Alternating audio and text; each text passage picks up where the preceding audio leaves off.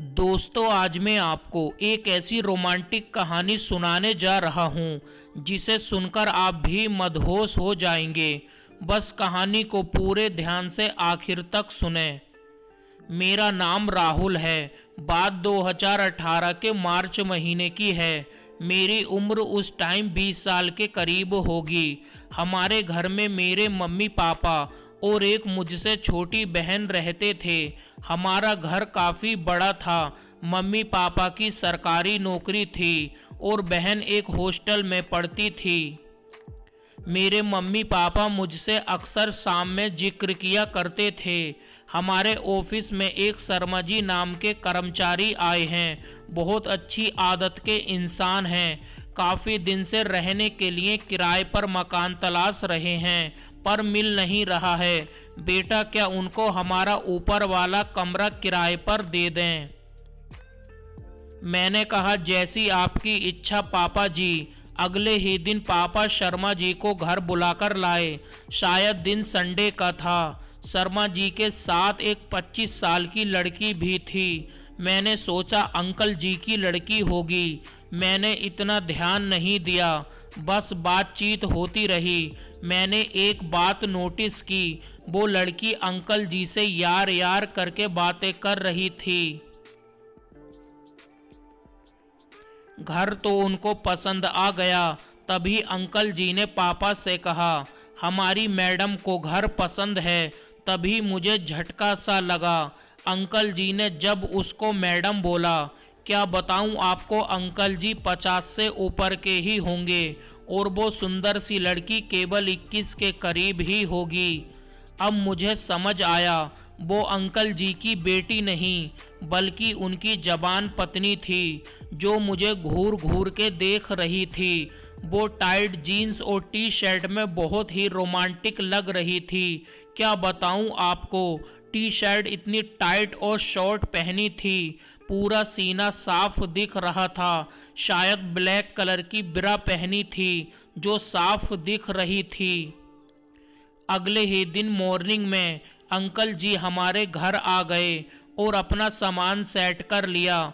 मैंने सब कुछ उनको बता दिया। यहाँ टॉयलेट और बाथरूम है, किसी भी तरह की कोई भी समस्या हो आप मुझे बता देना आंटी जी।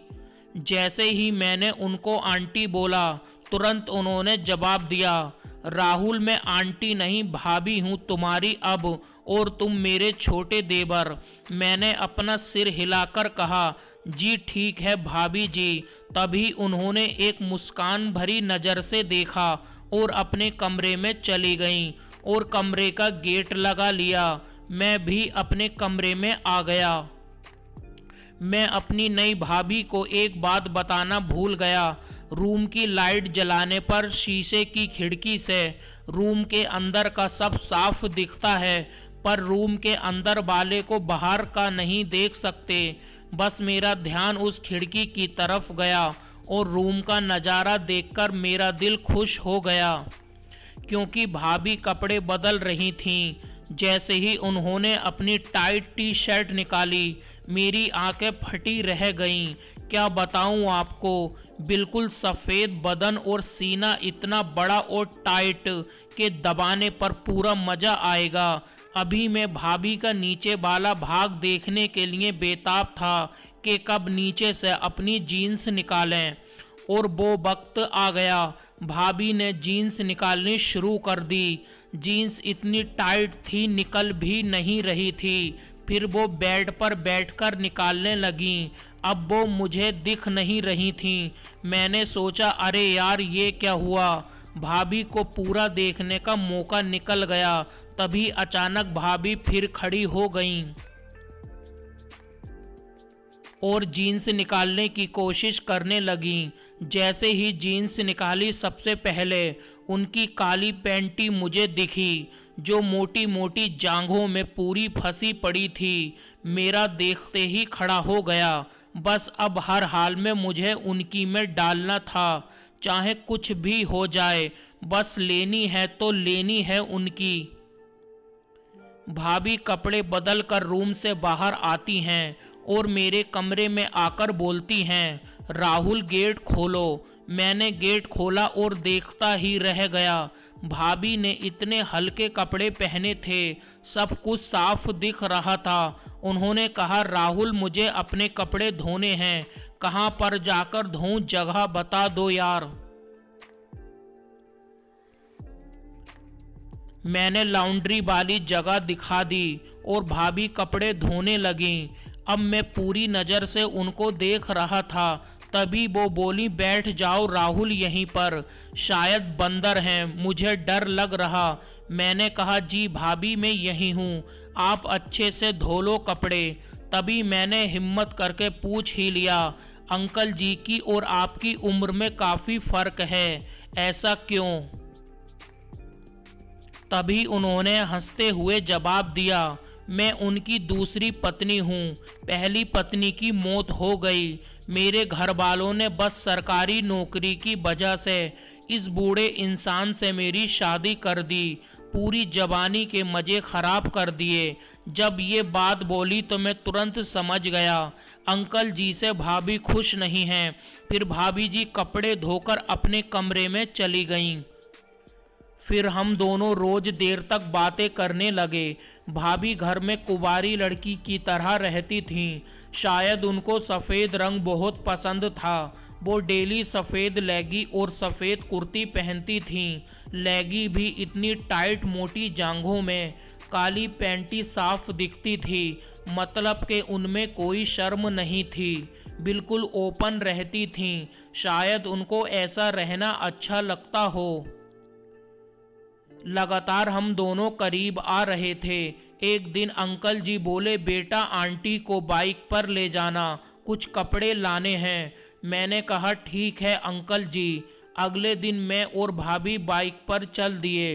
वो ऐसे चिपक कर बैठी थीं, उनका सीना मेरी कमर से चिपक रहा था। लोग हमको गर्लफ्रेंड बॉयफ्रेंड समझ रहे थे।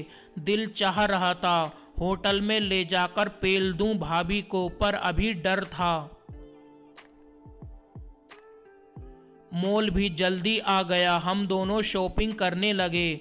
भाभी जी लेडीज़ कपड़े खरीद रही थीं, मैं उनको देख रहा था। वो एक नाइटी को देख रही थीं जो बहुत सेक्सी थी, रंग था सफ़ेद, जो उन्हें पसंद था।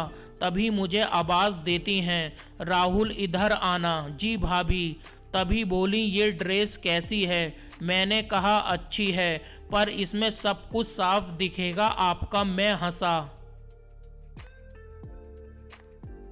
भाभी भी मुस्कुरा दी। मैंने कहा, ले लो, अगर पसंद नहीं आए वापस कर देना।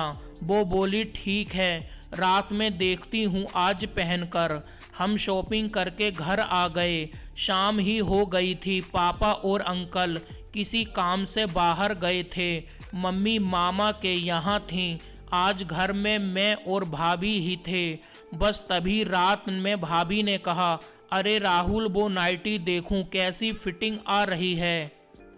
मैंने कहा, आप देख लो पहनकर, अगर पसंद नहीं आए बता देना, मैं वापस कर आऊँगा।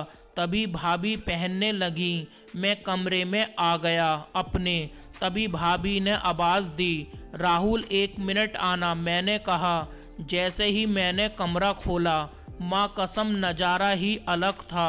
क्या लग रही थी, दिल खुश हो गया देखकर उनको। बस फिर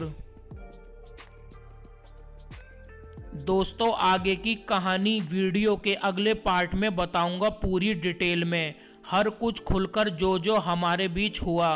तब तक हमारे इस स्टोरी के चैनल को सब्सक्राइब करके बेल आइकन ऑन कर लें, ताकि इस स्टोरी का जब भी सेकंड पार्ट डालें आपको नोटिफिकेशन मिल